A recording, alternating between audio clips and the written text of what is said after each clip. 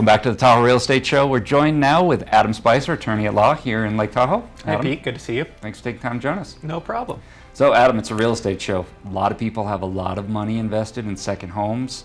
A lot of people rent out their homes. What are some of the things that we should know as a second homeowner or someone that rents out their property? Well, today, Pete, what I want to talk about is the South Lake Tahoe city codes and how they relate to vacation home rentals. So, everywhere else around the lake is going to have their own specific codes, but in South Lake Tahoe, and your viewers can find this by just Googling South Lake Tahoe City Code, there's Chapter 28A, and it's entitled Transient Lodging, and it basically covers everything for renting property here in South Lake Tahoe, whether it's a home, condo, hotel room. Anyone renting basically a dwelling for 30 days or less has to follow this chapter of the city code. Vacation home rentals, that ties in as well? It does. One thing that everyone has to have is called the Transient Occupancy Tax Certificate.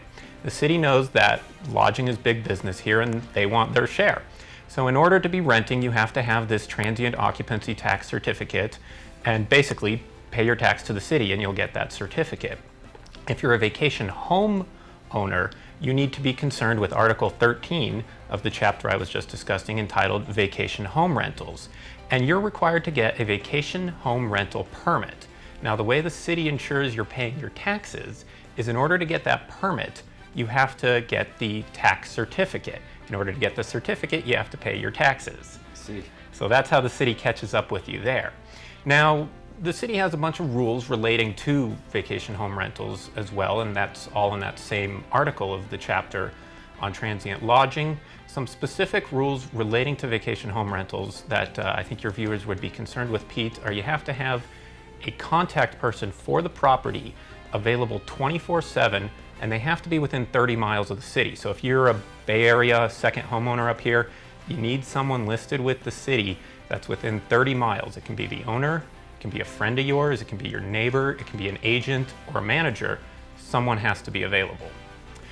In addition, there's some other rules imposed on vacation rentals. A point of controversy is no weddings at vacation home rentals. That's interesting. I did not know that. Yeah, and no commercial activity at all, but there is some controversy around that, no weddings, because there's some great properties around town. In addition, the city puts limits on occupancy at 2 people per bedroom plus 4 for the home. So in a 2-bedroom house, you could have 2 per bedroom, that's 4, plus 4 for the house. You can't rent to more than 8 people. Yep.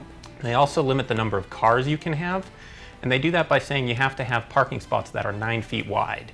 So if your renters are cramming a bunch of cars in there, that's against the rules. Now, the city code specifically addresses a bunch of problems that they've had with vacation homes, and the biggest ones are noise, parking, and trash.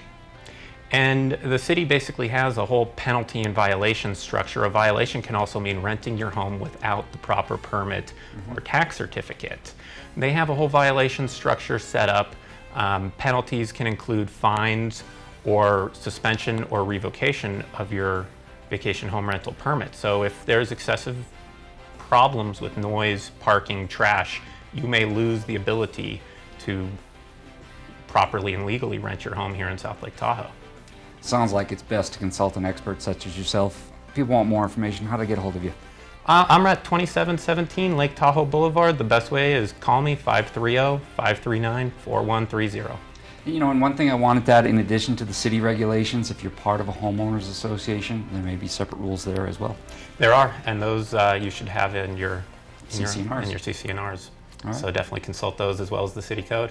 Appreciate you coming on, Adam. All right, no problem. Thanks, Pete. Stay tuned. Tahoe TNT coming right up.